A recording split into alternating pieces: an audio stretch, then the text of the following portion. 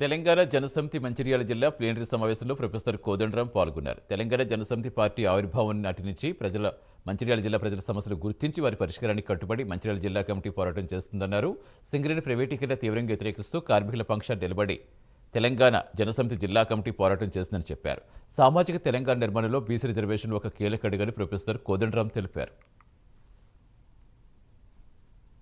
Plenary అంటే ఈ జిల్లాలో ఉన్న సభ్యుల యొక్క సమావేశం, జనరల్ బాడీ మీటింగ్ లాంటిది.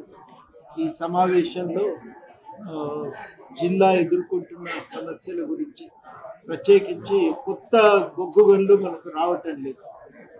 కేంద్ర ప్రభుత్వము బొగ్గు గనులను వేలం వేయాలని నిర్ణయించుకున్నాక మన దగ్గర బొగ్గు గనులు రావటం లేదు, ఆగిపోయినాయి. సింగరేణికి కొత్తగా బొగ్గు గనులు ఇవ్వాలని, ఈ ఉపాధి కల్పనకు తోడ్పడాలని ఈ సందర్భంగా కేంద్ర ప్రభుత్వానికి విజ్ఞప్తి చేస్తున్నాం. అదేవిధంగా ఈ జిల్లాలో మరి వర్షాల సందర్భంగా నష్టపోయిన రైతులకు పరిహారం చెల్లించాలని కోరుతున్నాం.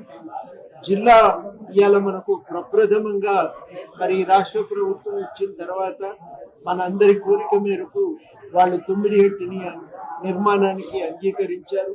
దాని ప్రాజెక్టు ప్రణాళికకు తయారు చేయడానికి కూడా బాధ్యతలు అప్పచెప్పారు.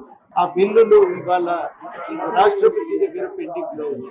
రాష్ట్ర ప్రభుత్వం ఏం కోరిందంటే వాటిని 9వ షెడ్యూల్లో జోడించాలి. జోడించి 9వ షెడ్యూల్లో జోడించిన ఆ రిజర్వేషన్లకు రక్షణ కల్పించాలని చెప్పి కోరితే దాన్ని కేంద్ర ప్రభుత్వం ఇప్పటి వరకు నిర్ణయం తీసుకోలేదు. అవి పెండింగ్ లో ఉండిపోయినాయి. ఈ రిజర్వేషన్లు